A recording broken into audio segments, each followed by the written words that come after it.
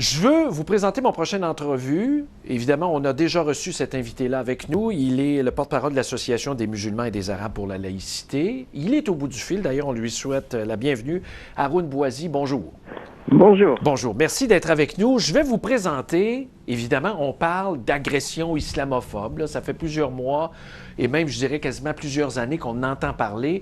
Mais là, est-ce qu'on en est rendu au Québec à être comme en France où il y a des escouades tactiques de criminels qui agressent des femmes qui portent le voile, arrachent le voile et agressent en même temps la personne? Je vous montre le témoignage d'une femme à la radio qui parle là-bas ouvertement pourquoi elle porte le voile et comment elle s'est sentie quand elle s'est faite agresser. Puis ensuite, on poursuit avec Haroun. On écoute ça. Moi, maintenant, je vais vous dire, j'ai peur. Je sors pas toute seule. Je me sens pas bien. J'ai peur que ça recommence. Moi, je veux dire, même en traversant la route, j'ai peur. Je me dis, quelqu'un peut me voir comme ça, ne pas supporter, puis me foncer dedans. Vous êtes française de souche? Oui, oui, oui, complètement, oui. Et ce voile représente quoi pour vous? Pour moi, c'est ma soumission, pas à un homme, soumission à Dieu.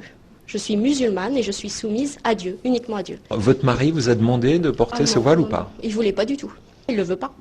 Est-ce que vous envisagez de ne plus porter ce voile intégral? Non, du tout, du tout, du tout. Si la loi doit passer demain, soit je sortirai plus de chez moi, soit je pars en Arabie Saoudite. Bon, alors évidemment, on fait référence à cette loi-là en France qui a été adoptée par le régime Sarkozy où on interdit carrément le port du niqab en public dès qu'on se pointe le nez dehors. Haroun est au bout du fil. C'est drôle, quand on avait des religieuses, Haroun, au Québec, de façon plus visuelle, là, on les voyait plus, on leur demandait, vous portez le voile, ben, c'est pour être soumise à Dieu. Et pourtant, on n'arrachait pas le voile de ces femmes-là. Oui, alors le Québec nous a habitués avec beaucoup d'intelligence depuis la Révolution tranquille. Il n'y a eu jamais, à aucun moment, aucune violence qu'il y a eu envers l'Église catholique. Au contraire, les transitions se sont faites d'une manière plutôt smooth. Oui. Malheureusement, effectivement, pour les minorités musulmanes actuellement, on sent que la tension dépasse maintenant le simple dégoût qui est déjà insupportable, mais on voit ici et là des gens se faire agresser effectivement dans la rue. Ben oui, on les voit à l'écran, justement. Vous avez des images, pendant qu'on se parle, de caméras de surveillance. C'est en Europe, c'est vrai, c'est en Angleterre, en France. Mais on voit des femmes là, se faire agresser parce qu'elles portent le voile, là, comme du bétail. Haroun, est-ce qu'il y a des inquiétudes à ce que cette situation-là dégénère là, ici? Ben, c'est sûr qu'on retrouve un début de pattern qu'on peut voir actuellement en France, malheureusement, oui. Ou en Angleterre ou ailleurs en Europe. Heureusement, on n'est pas encore là. Hein. Il y a la preuve en est que notre Parlement ici au Québec a voté à l'unanimité une motion contre l'islamophobie. C'est quelque chose de totalement impensable, je pense, en Europe. On est conscient qu'il y a des problèmes.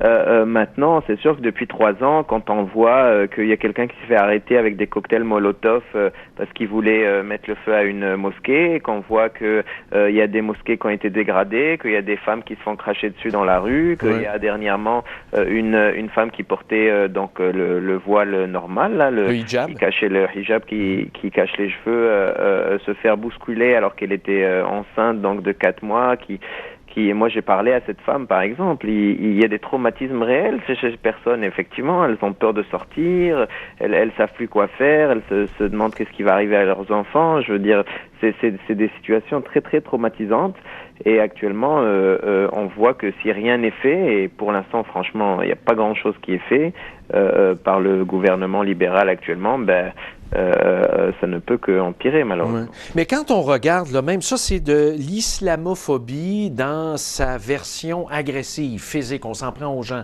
Mais quand tu ne peux pas ouvrir une mosquée dans une zone où c'est permis, là, comme le cas, ou pas permis, peu importe, là, à Shawinigan, là, on n'a même pas voulu rien savoir du dossier, pourtant les amendements étaient faits au règlement de zonage. Ça aussi, c'est de l'islamophobie, c'est d'avoir peur. Et quand on parle de cette motion-là unanime, il y a des députés qui avaient peur d'employer le mot islamophobie, mais pourtant, ça en est. Oui, absolument. Nous, on est en train de travailler actuellement sur un article justement pour un peu dissiper tout ce qui a été dit. Il y a énormément de mensonges qui entourent ce mot. Donc, je vous donne des exemples. On a entendu, par exemple, des gens assez connus au Québec dire que c'est un mot qui a été inventé par Khomeini lors de la révolution iranienne pour empêcher la critique de l'islam. Moi, je pense qu'il y a personne de sérieux vraiment au Québec qui pense qu'on n'a pas le droit de critiquer une religion, n'importe laquelle. Là, c'est pas ça le problème. Ouais. Évidemment, c'est un mot qui existe depuis plus qu'un siècle, qui a été utilisé dans des rapports de domination, d'occupation quand les Européens ont commencé à occuper les restes de l'Empire ottoman en Afrique du Nord et au Moyen-Orient, et ça n'a rien à voir avec la révolution iranienne. Les gens disent oui, on a le droit de critiquer les religions, on a le droit d'avoir peur, etc. Bien sûr qu'on a le droit. Ce qu'on n'a pas le droit, c'est de cracher sur une femme qui porte un foulard ou de lancer un cocktail Molotov sur une mosquée. Là. Et même de généraliser. Moi, là, je prends des exemples très près de chez moi, là. Vous savez, les gens n'ont jamais été en contact avec quelqu'un de religion musulmane ou l'islam, ils ne savent même pas c'est quoi, là, pour vrai, mais ils ont peur. Puis ils en connaissent plus que moi, là, à les entendre parler, là, ces gens-là, là. C'est sûr qu'effectivement, il y a beaucoup de... Moi, je parle à des gens qui sont persuadés qu'ils savent ce qu'il y a dans le Coran, qu'il y a des choses très violentes, etc., et qui se prennent pour des imams. Hein. Nous, on pense qu'il faut absolument laisser tomber les préjugés à chaque musulman qu'on rencontre. Il faut le prendre comme un Québécois à part entière. Il y en a qui sont sympathiques, il y en a qui sont vraiment crétins, il y en a qui sont très pacifistes, il y en a que pas, il y en a qui savent faire à manger, il y en a qui aiment danser la salsa et d'autres qui font la prière toute la journée. Je veux dire, c'est très diversifié et puis il va falloir au fur et à mesure du temps démystifier tout ça et accepter une fois pour toutes que quand on rencontre un crétin, il se représente lui-même, et quand on rencontre un gars intelligent aussi, là, je veux dire, les musulmans sont pas tous parfaits, loin de là.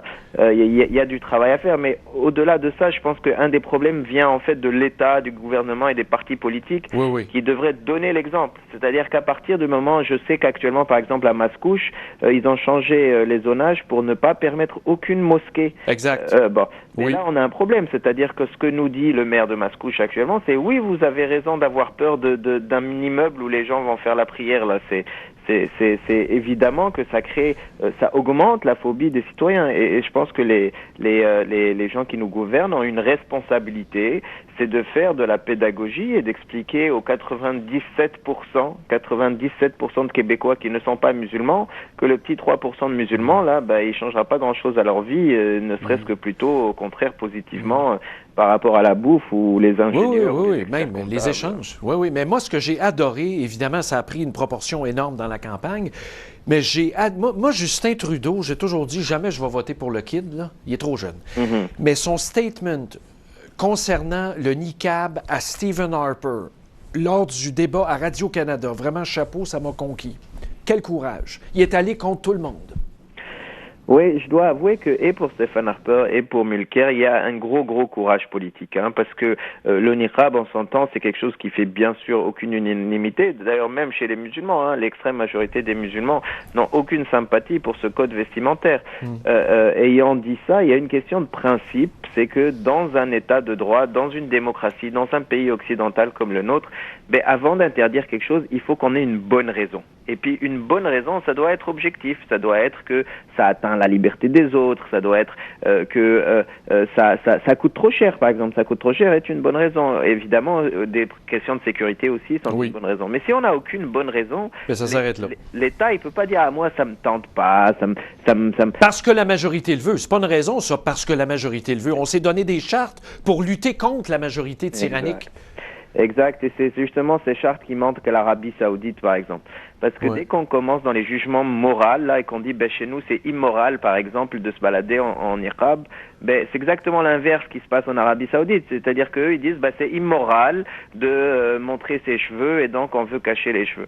Or, s'il y avait une charte, par exemple, des droits et libertés en Arabie Saoudite, c'est sûr qu'il y aurait quand même beaucoup de femmes qui porteraient le niqab, parce que là-bas, culturellement, c'est quelque chose de très répandu, mais il y en aurait aussi qui pourraient enfin l'enlever. Et nous, ce qui nous intéresse, c'est la liberté des Canadiens. Et puis, si de temps en temps, on a 50 femmes qui mettent quelque chose de vraiment bizarre, en fait, c'est tout à notre honneur. Ça veut dire qu'on a réussi une véritable liberté qui consiste à dire, oui, on a le droit d'être en bikini, et puis on a le droit de mettre des choses bizarres et de se cacher le visage, tant que ça bousille pas la sécurité publique, ou alors que ça atteint pas la liberté des autres. Haroun, c'est de la musique à mes oreilles. Toujours un plaisir de te parler. Oui, merci beaucoup, beaucoup. Je sais, tu as raison, mais évidemment, c'est à force d'en parler qu'on finira par tous avoir raison. Merci beaucoup. Salut. À la prochaine, au revoir. Bye. C'est Haroun Bouazi qui est le porte-parole ici. J'ai le nom, vous le voyez à l'écran, l'Association des musulmans et des Arabes pour la laïcité. Vous voyez, vu froidement comme ça, là. Quand tu désincarnes ce débat-là de toute l'émotion. Bon, voyez comment c'est clair? Il n'y a pas de danger.